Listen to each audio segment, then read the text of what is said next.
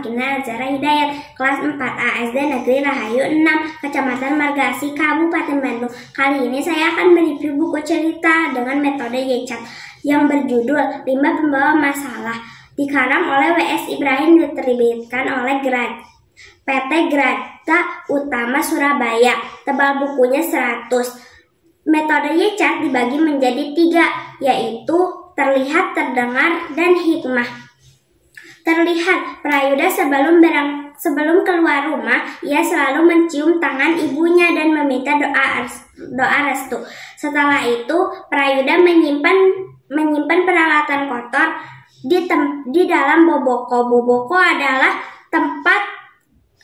adalah bakul yang terbuat dari anyaman bambu. Setelah itu, Warman datang dan meminta tolong kepada Prayuda untuk mencarikan kacamatanya yang terjatuh di dalam pabrik tapioka. Setelah itu, Prayuda dan Warman dikejar-kejar oleh 2 centeng pabrik karena ia telah memasuki pabrik itu secara diam-diam tanpa meminta izin terlebih dahulu kepada pemilik pabrik. Setelah itu, Prayuda dan Warman menggemburkan tanah untuk ditanami kacang buncis. Setelah itu, Pak Thohir datang membawa 2 buah karung yang berisi pupuk kandang. Setelah itu, Pak Rahmadi dan Prayuda mulai menanam bibit kacang buncis. Terdengar, Pak Kartiwa menjelaskan bahwa iklim yang cocok untuk menanam kacang buncis ialah 20 derajat sampai 25 derajat Celcius. Setelah itu, Pak Thohir datang menjelaskan bahwa pupuk kandang tidak merusak kesuburan tanah karena terbuat dari kotoran hewan ternak, contohnya kambing, kelinci, dan ayam. Setelah itu, warga membicarakan tentang limbah pabrik tapioka. Setelah itu Pak Rustian datang dan menjelaskan bahwa limbah pabrik tapioka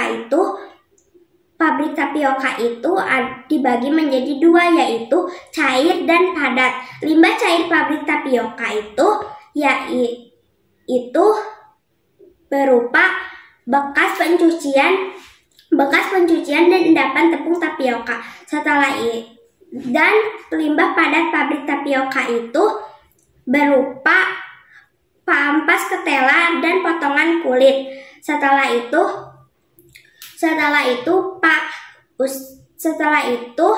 warga pun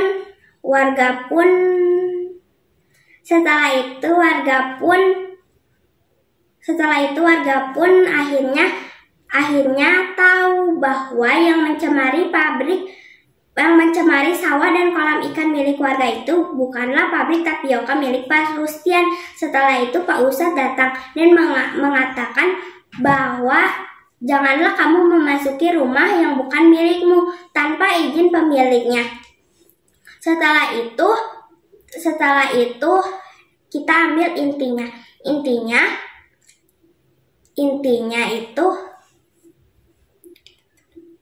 Intinya kita tidak boleh membangun pabrik sembarangan tanpa meminta izin terlebih dahulu kepada RT dan RW dan warga sekitar.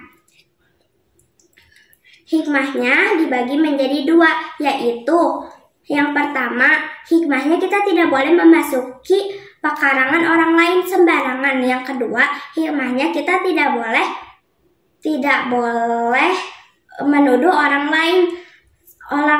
lain tanpa bukti yang jelas. Sekian review dari saya.